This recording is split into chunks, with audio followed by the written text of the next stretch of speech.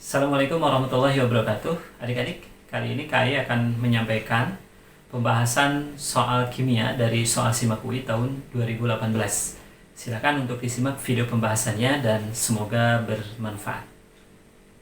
Soal nomor 46, suatu ion dari unsur Z memiliki konfigurasi elektron 1s2, 2s2, 2p6. Ion tersebut adalah. Jadi dari data yang disebutkan di soal, ion Z memiliki konfigurasi elektron 1s2, 2s2, 2p6. Ion Z memiliki 10 elektron dan ternyata ion Z ini mungkin saja adalah ion dari Z2-, ion dari Z-, ion dari Z+, ion dari Z2+, atau ion dari Z3+. Jadi kelima jenis ion dari 5 pilihan yang ada mungkin adalah ion dari ion Z. Kenapa kelima ion ini mungkin menjadi ion dari ion Z? Karena nomor atom dari Z-nya tidak diketahui. Baik, kita bahas satu-satu. Ion Z mungkin saja ion dari Z2-. Ion Z2- memiliki konfigurasi elektron 1s2, 2s2, 2p6.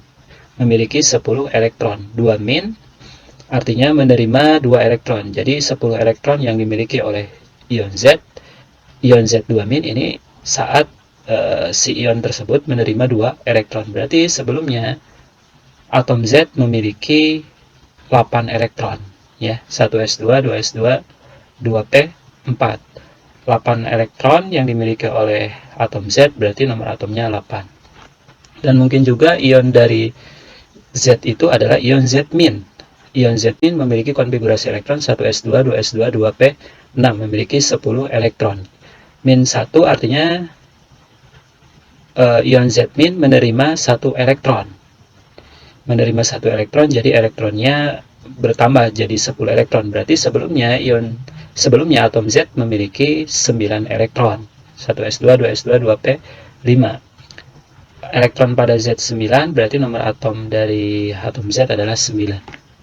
Dan mungkin juga ion dari Z adalah ion Z+. Ion Z+ memiliki konfigurasi elektron 1s2, 2s2, 2p6, memiliki 10 elektron. +1 artinya melepas 1 elektron.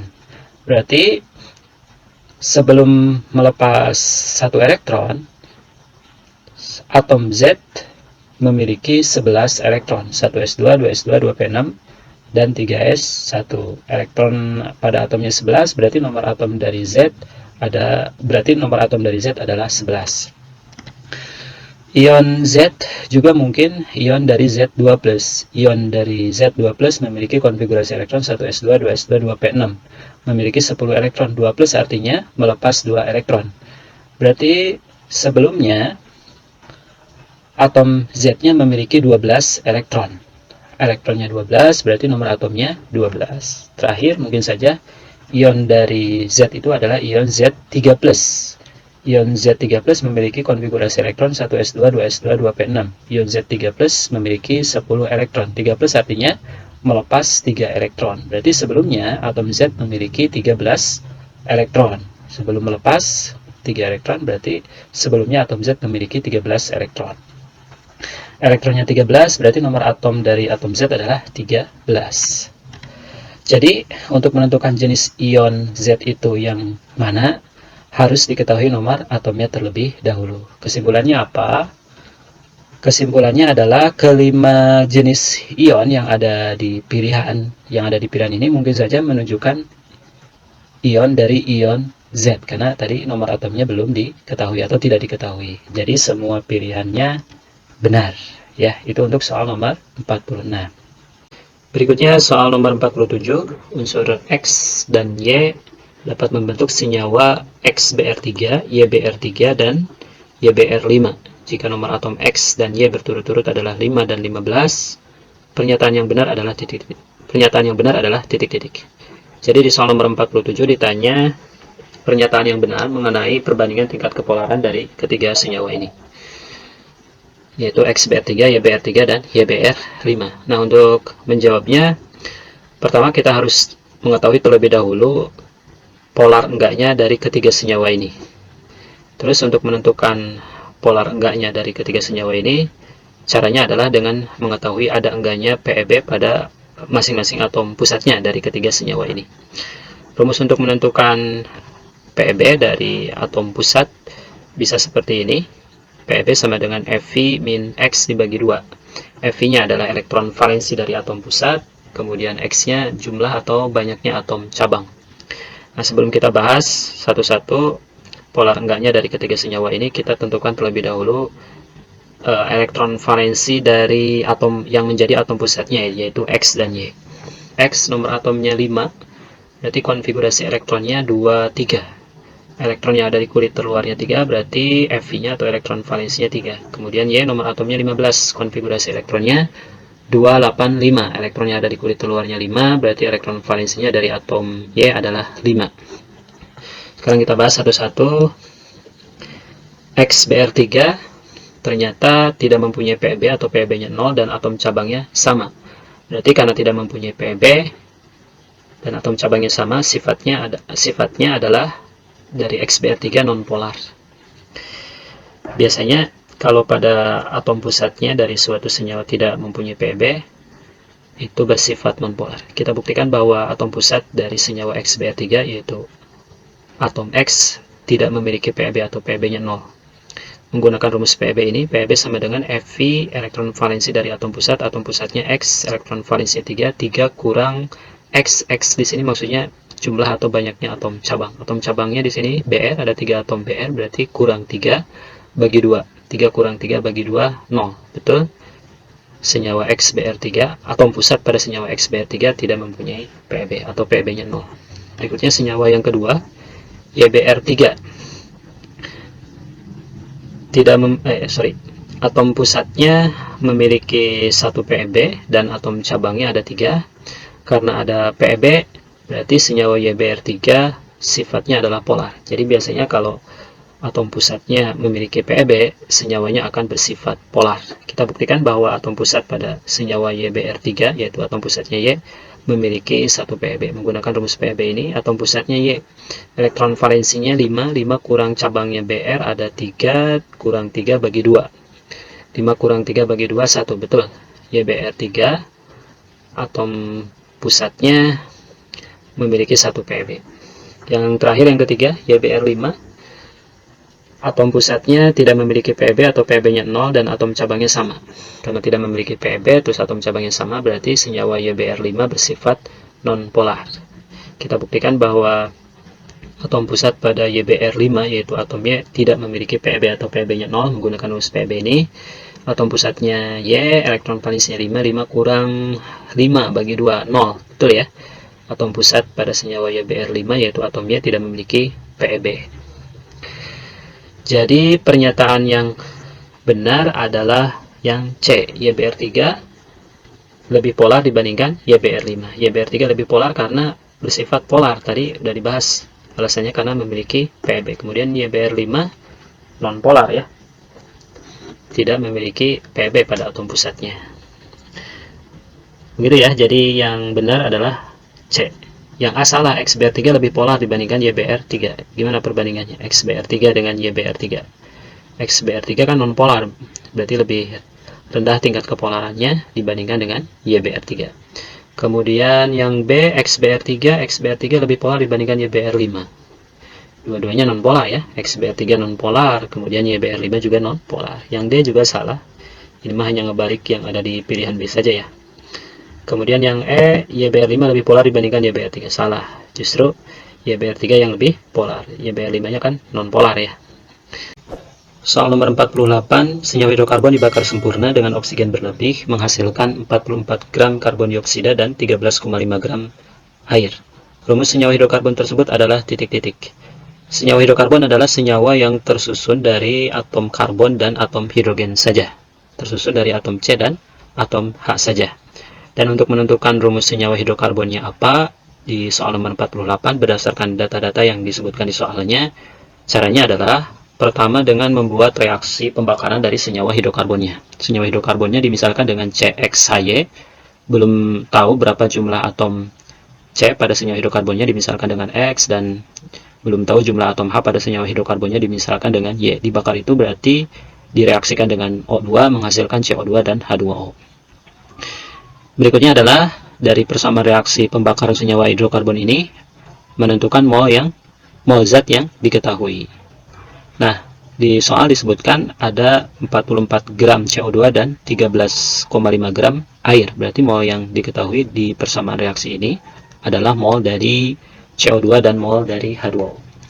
Kita tentukan masing-masing molnya. Ditentukan mol dari CO2 terlebih dahulu menggunakan rumus mol N sama dengan W dibagi MR. W-nya adalah massa dari CO2 dibagi MR. MR-nya adalah massa molekul relatif dari CO2.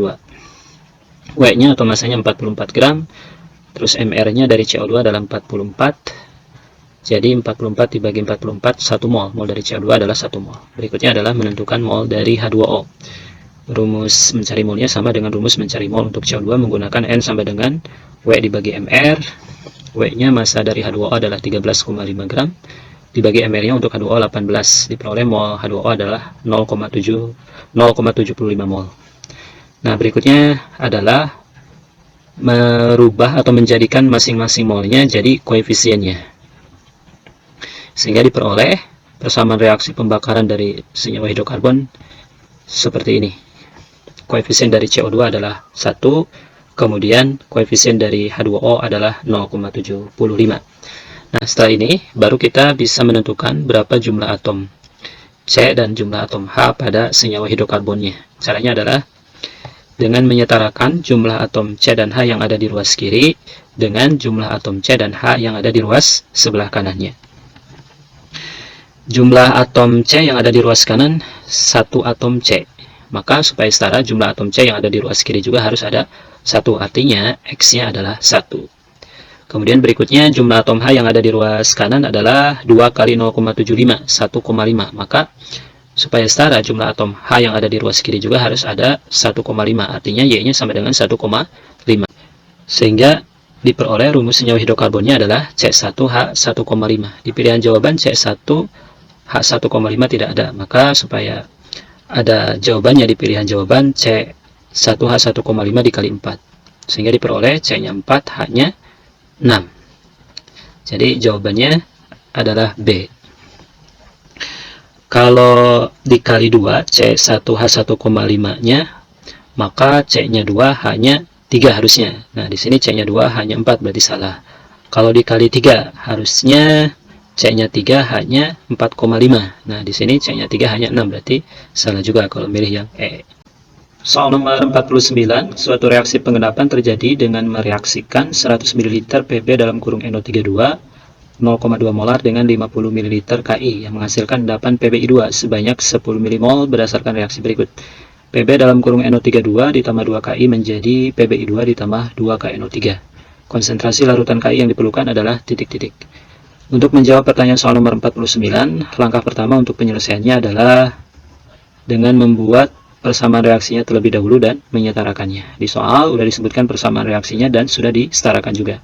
Tinggal masuk ke langkah berikutnya, yaitu menentukan mol yang diketahui. Berdasarkan data yang disebutkan di soal, mol yang diketahui adalah mol dari mol dari Pb dalam kurung NO32, dicari molnya dengan menggunakan rumus N sama dengan M kali V. N-nya mol, M-nya molaritas, dan V-nya volume. Molaritasnya 0,2 molar kali volumenya 100 ml, diperoleh molnya 20 mmol. Berikutnya mol lainnya yang diketahui adalah mol dari PbI2, N dari PbI2. Di soal sudah diketahui dalam satuan molnya, yaitu 10 mmol. Data yang lainnya yang diketahui di soal adalah volume Ki, sebanyak 50 ml. Kemudian kedua mol yang diketahui ini masing-masing dituliskan di bawah rumus senyawanya pada persamaan reaksinya. Setelah itu adalah menentukan mol yang ditanya atau mol yang dicari atau mol yang dibutuhkan buat menjawab pertanyaan soal, yaitu mol Ki. Mol Ki ditentukan dari mol produk, yaitu mol PbI2 melalui perbandingan koefisien reaksinya. Mol Ki tidak ditentukan dari mol Pb dalam kurung NO32 karena mol Pb NO32 belum pasti yang menjadi mol pembatas. Jadi kalau ada dua mol yang diketahui, salah satunya adalah mol reaktan dan salah satunya lagi adalah mol produk, maka mol yang ditanya atau mol yang dicari pasti ditentukan dari mol produk melalui perbandingan koefisien reaksinya. Kita tentukan mol KI dari mol produk melalui perbandingan koefisien reaksinya. Rumusannya seperti ini.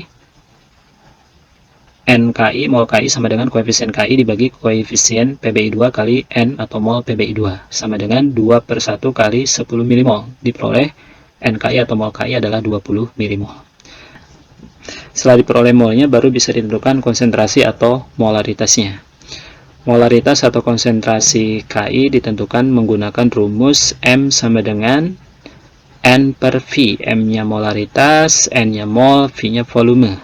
Molnya 20 milimol dibagi volumenya 50 ml diperoleh molaritas atau konsentrasi KI adalah 0,4 molar. Jadi jawabannya konsentrasi atau molaritas KI yang diperlukan adalah A, 0,4 molar. Di soal nomor 50 disebutkan ada bola basket, volumenya 5 liter, suhunya 27 derajat Celcius, dan tekanannya 1,2 atm. Ke dalam bola basket ini dimasukkan campuran gas yang terdiri dari 80% gas helium dan 20% gas argon. Dan di soal ini ditanya berapa jumlah partikel atom gas helium yang ada di dalam bola basket ini. Rumus untuk menentukan jumlah partikel gas helium menggunakan rumus ini. JP helium sama dengan N helium kali L. JP helium berarti jumlah partikel dari atom gas helium. N helium adalah mol gas helium dan L-nya adalah bilangan Avogadro, nilainya 6 kali 10 pangkat 23. Di rumusannya dibutuhkan N helium, dan di soal N helium atau mol gas dari heliumnya belum diketahui. Nah, mol gas helium bisa ditentukan dari mol total gas yang ada di dalam bola basket ini. Mol total gas bisa dicari dengan menggunakan rumus dari hukum gas ideal, yaitu PV sama dengan NT kali R kali T. P-nya adalah tekanan gas yang ada di dalam bola basket ini, kemudian V-nya adalah volume bola basket, NT-nya adalah mol total gas yang ada di dalam bola basket ini, R-nya tetapan gas, dan T-nya suhu dalam Kelvin. Dari rumusan ini dirubah ke rumusan nyari NT. Berarti NT sama dengan PV dibagi RT. P-nya 1,2 kali V-nya 5 dibagi R-nya tetapan gasnya 0,082 kali suhunya dalam Kelvin 273 ditambah 27 derajat Celcius 300 sama dengan 1,2 kali 5 6 dibagi 0,082 kali 300 24,6. Jadi diperoleh NT-nya adalah 0,24 mol. Dari mol total sebanyak 0,24 mol ini 80%-nya adalah mol gas helium. Jadi mol gas helium sama dengan 80% kali NT sama dengan 0,8 kali 0,24 sama dengan 0,192 mol. Dibulatkan angka ini jadi 0,2 mol. Setelah diperoleh mol gas helium, baru bisa ditentukan JP dari atom gas heliumnya. Dimasukkan angka-angkanya ke rumusan perhitungannya. N helium adalah 0,2 kali L-nya bilangan Avogadro 6 kali 10 pangkat 23. Diperoleh JP helium 1,2 kali 10 pangkat 23. Angka ini mendekati angka yang ada di pilihan yang B, berarti jawabannya yang B. Di soal nomor 51 ditanya kalor penetralan Ca dalam kurung OH2 dalam satuan kilojoule per mol. Karena di soalnya diketahui ada kapasitas kalor kalorimeter, maka untuk menentukan kalor yang ditanya menggunakan rumus delta Hn sama dengan C kali delta T dibagi N. Delta Hn adalah kalor penetralan dari Ca dalam kurung OH2 untuk setiap 1 molnya. Kemudian C-nya adalah kapasitas kalor kalorimeter, nilainya 150 kJ per derajat Celcius. Terus delta T-nya adalah kenaikan temperatur, nilainya 5 derajat Celcius, dan N-nya adalah mol Ca dalam kurung OH2. Molnya dicari menggunakan rumus N sama dengan W dibagi MR. W-nya massa Ca dalam kurung OH2, MR-nya massa molekul relatifnya, W-nya 29,5 0,6 dibagi MR-nya 74 diperoleh mol Ca dalam kurung OH2 adalah 0,4 mol.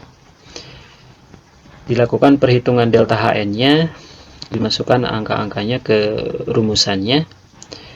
C-nya 150 kali delta T-nya 5 dibagi N-nya 0,4. Dan reaksi yang terjadi di soal nomor 51 adalah reaksi eksoterm. Ini ditandai dengan adanya kenaikan temperatur sebesar 5 derajat Celcius, sehingga delta N-nya diberi tanda negatif. Diselesaikan perhitungannya, diperoleh delta N-nya adalah minus 1875 kJ per mol. Jadi jawabannya yang E.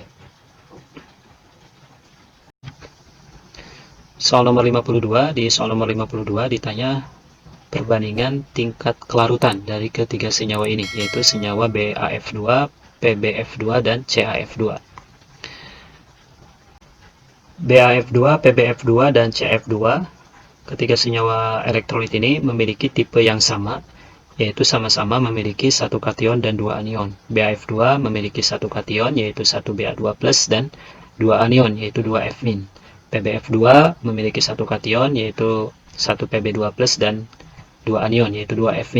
Juga untuk CaF2 memiliki satu kation, yaitu 1 Ca2+, dan 2 anion, yaitu 2 F-. Oleh karena ketiga senyawa ini memiliki tipe yang sama, maka untuk menentukan kelarutan dari ketiga senyawa ini dalam larutan yang sama, caranya adalah dengan membandingkan masing-masing harga KSP-nya. Makin besar harga KSP-nya, maka kelarutan senyawanya akan makin besar. Bagaimana perbandingan harga KSP-nya dari ketiga senyawa ini? Ternyata KSP dari BAF2 lebih besar dibandingkan dengan KSP dari PBF2, dan KSP dari PBF2 lebih besar dibandingkan dengan KSP CAF2. Maka perbandingan kelarutan dari ketiga senyawanya adalah kelarutan dari BAF2 lebih besar dibandingkan dengan kelarutan PBF2, dan kelarutan PBF2 lebih besar dibandingkan dengan kelarutan CAF2. Jadi jawabannya yang benar adalah yang E. Dalam larutan HF 0,1 molar, kelarutan BAF2 lebih besar daripada kelarutan PBF2. Alasannya tadi sudah dijelaskan kenapa kelarutan BAF2 lebih besar daripada kelarutan PBF2. Cukup dengan melihat perbandingan harga KSP-nya. KSP dari BAF2 lebih besar dibandingkan dengan KSP PBF2. Yang A salah karena dalam larutan HF 0,5 molar, kelarutan BAF2, PBF2, CF2 itu akan berbeda. Karena nilai KSP-nya berbeda. Kalau nilai KSP-nya sama, ya pasti kelarutannya akan sama. Yang B juga salah. Dalam NaF 0,01 molar, kelarutan BF2 yang paling kecil. BF2 KSP-nya paling besar, berarti kelarutannya paling besar. Yang C juga salah. Harusnya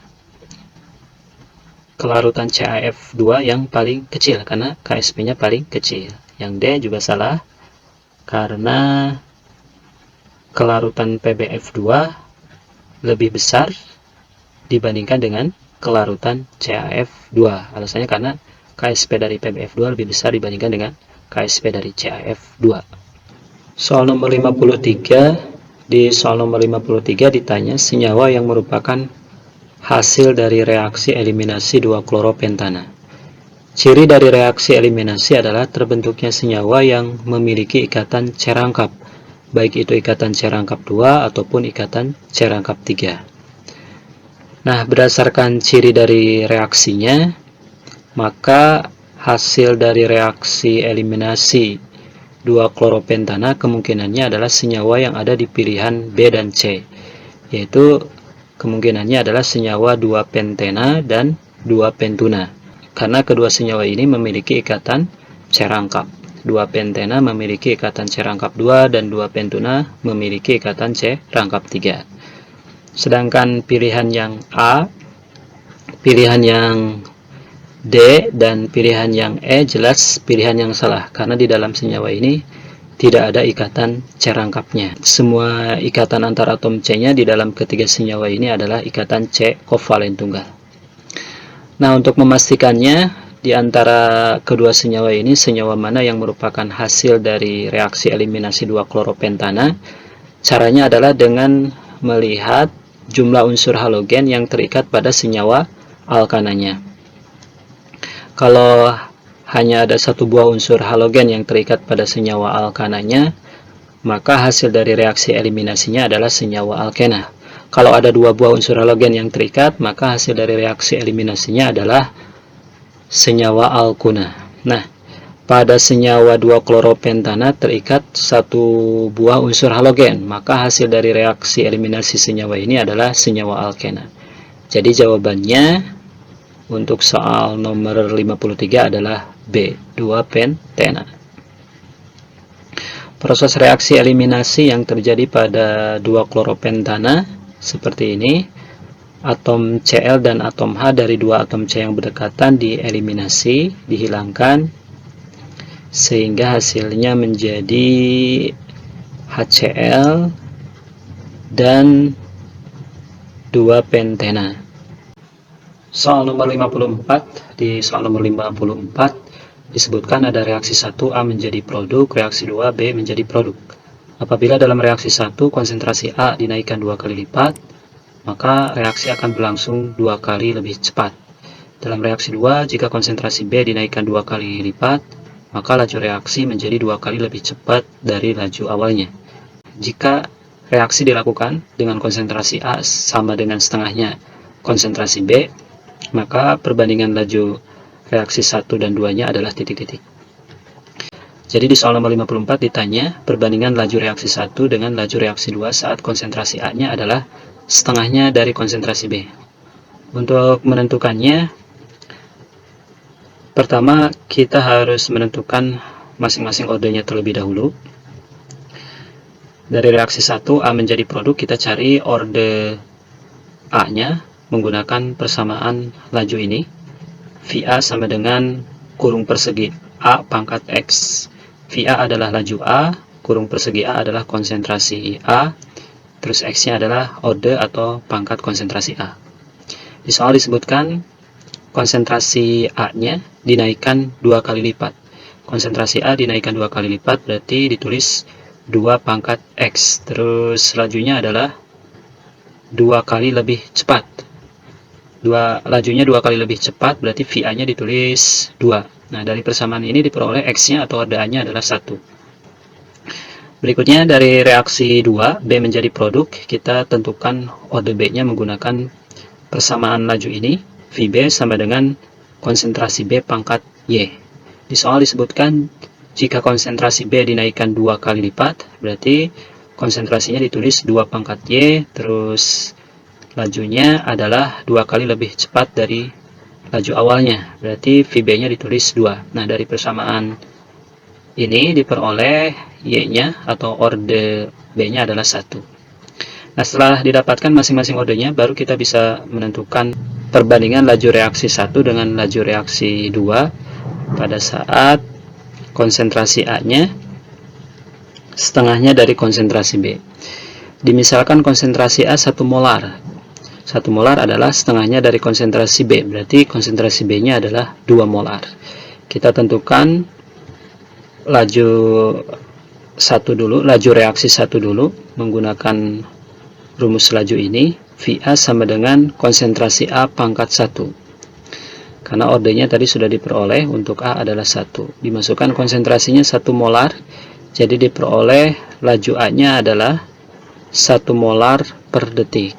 Berikutnya kita tentukan laju reaksi 2 atau laju reaksi B menggunakan persamaan laju ini. VB sama dengan konsentrasi B pangkat 1, karena tadi orde B-nya sudah diperoleh 1. Dimasukkan konsentrasi B-nya 2 molar, berarti kecepatannya atau laju B-nya adalah 2 molar per detik. Jadi kesimpulannya adalah laju A setengahnya lebih lambat dari laju B, atau laju B 2 kali lebih cepat dari laju A. Nah, pernyataan yang benar mengenai perbandingan laju 1 dengan laju 2 adalah pernyataan yang D. Reaksi 1 berlangsung setengah kali lebih lambat dari reaksi 2. Soal berikutnya soal nomor 55. Di soal nomor 55 disebutkan ada reaksi kesetimbangan N2O4 berkesetimbangan membentuk 2NO2. Delta H-nya sama dengan minus 58 kJ. Terus di soal ini ditanya manakah pernyataan yang benar mengenai pergeseran kesetimbangan dari reaksi kesetimbangan ini karena faktor penambahan dan pengurangan konsentrasi zatnya. Ketentuannya pergeseran kesetimbangan karena faktor penambahan atau pengurangan konsentrasi zatnya adalah sebagai berikut. Pertama, jika konsentrasi atau molar zatnya ditambah, maka kesetimbangan akan bergeser menjauhi zat yang konsentrasi atau molarnya ditambah. Ketentuan berikutnya, jika konsentrasi atau molar zatnya dikurangi, maka kesetimbangan akan bergeser mendekati zat yang konsentrasi atau molarnya dikurangi. Jadi di antara pernyataan-pernyataan ini, pernyataan yang benar mengenai pergeseran kesetimbangan dari reaksi kesetimbangan ini karena faktor penambahan atau pengurangan konsentrasi zatnya adalah pernyataan yang ada di pilihan yang B. Penambahan konsentrasi N2O4 akan menyebabkan reaksi kesetimbangan bergeser menjauhi N2O4, yaitu akan bergeser ke ruas sebelah kanan. Soal nomor 56. Di soal nomor 56 ditanya massa molekul relatif AX2 atau MR-AX2. Nah, karena di soalnya diketahui ada tekanan osmotik nilainya 12,3 atm, maka untuk menentukan MR-AX2 adalah dengan menggunakan rumus mencari tekanan osmotik. Rumus untuk mencari tekanan osmotik seperti ini, V sama dengan M kali R kali T kali I. Rumus tekanan osmotiknya dikali I, karena AX2 senyawanya adalah senyawa elektrolit, jadi rumusan V-nya atau rumusan mencari tekanan osmotiknya harus dikali dengan I. V-nya adalah tekanan osmotik, M-nya molaritas, R-nya tetapan, T-nya suhu dalam Kelvin, dan I-nya adalah faktor Van Hoff.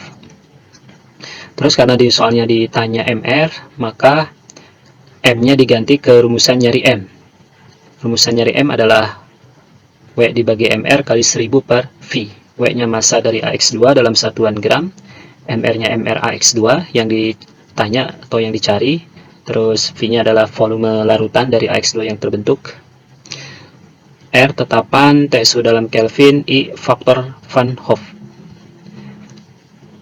AX2, I-nya sama dengan N. Faktor Van Hoff-nya sama dengan N. N adalah jumlah dari ion AX2.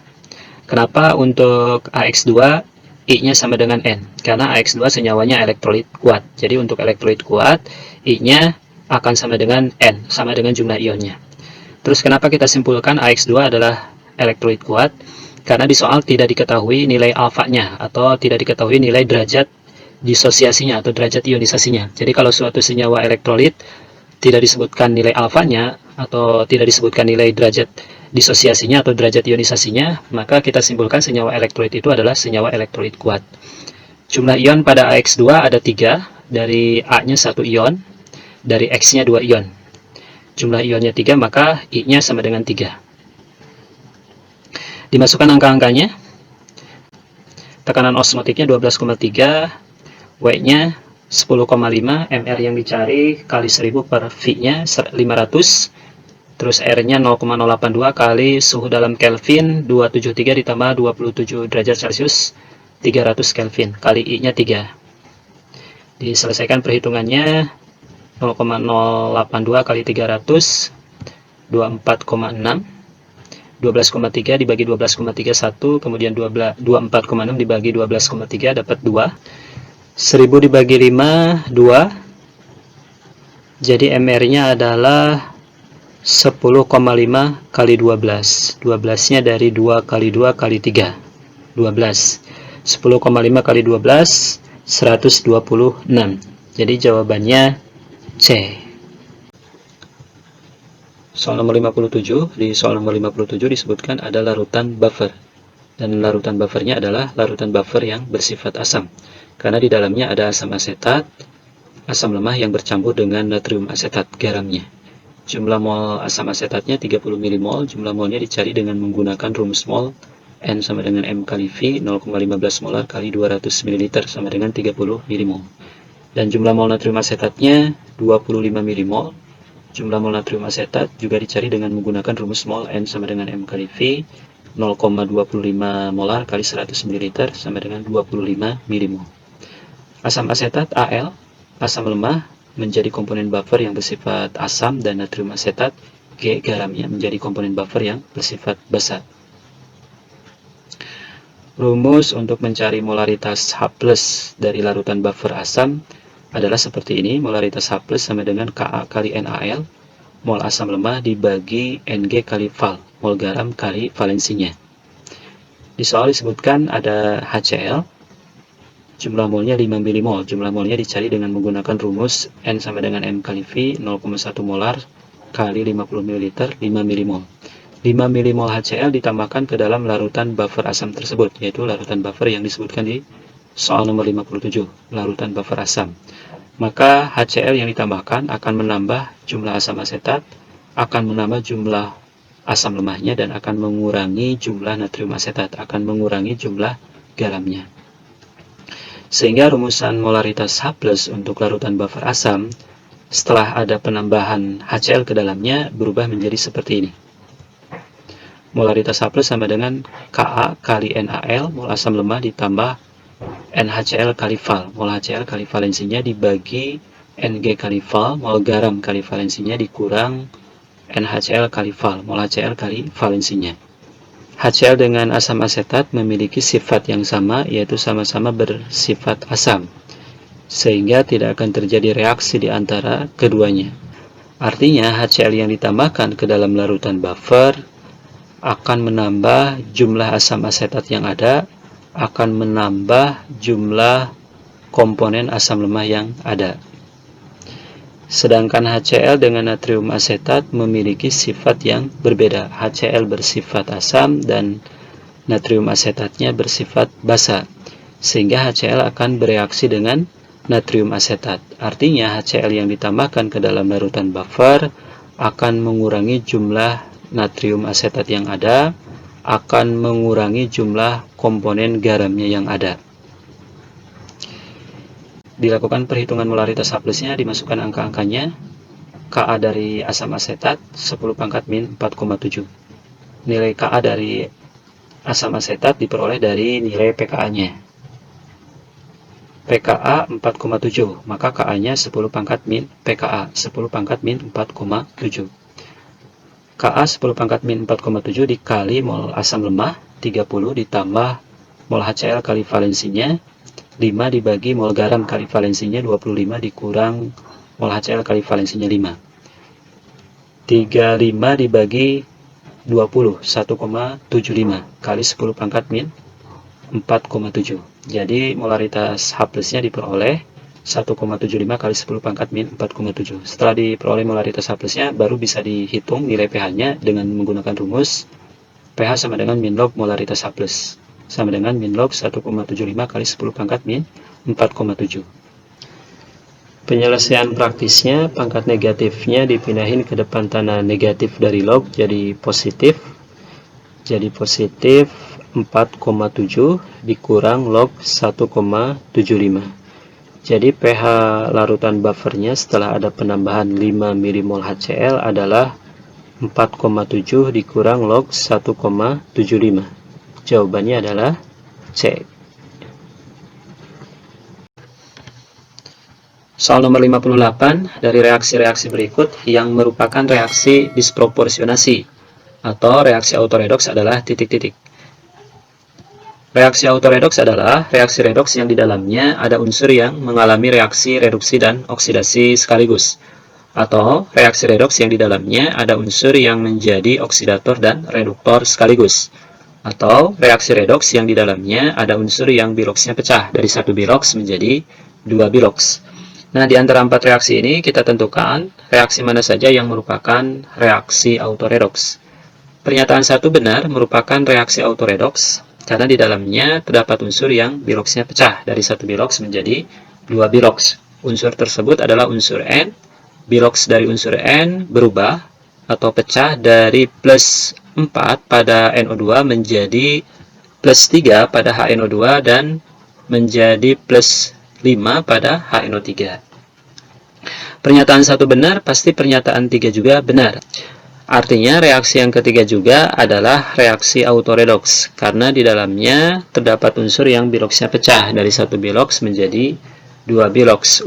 Unsur tersebut adalah unsur Cl. Bilok dari unsur Cl berubah atau pecah dari 0 pada Cl2 menjadi plus 1 pada ClO- menjadi plus 1 pada ClO- dan min 1 pada Cl-. Berikutnya reaksi yang kedua. Di reaksi yang kedua, biloks Li berubah dari 0 di ruas sebelah kiri menjadi plus 1 di ruas sebelah kanan. Biloks Li naik dari 0 ke plus 1, berarti Li mengalami reaksi oksidasi. Kemudian biloks N di ruas sebelah kiri 0 dan di ruas sebelah kanan min 3. Biloks N turun dari 0 ke min 3, berarti N mengalami reaksi reduksi.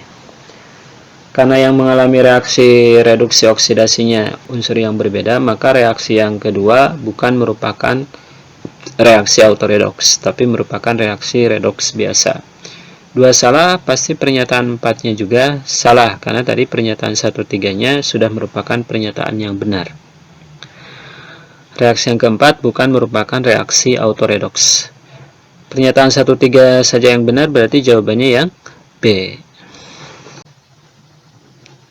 Soal nomor 59, sebuah sel galvani tersusun dari elektroda grafit yang dicelupkan dalam larutan KMnO4 dalam suasana asam dan elektroda Zn yang dicelupkan dalam larutan Zn dalam kurung NO32.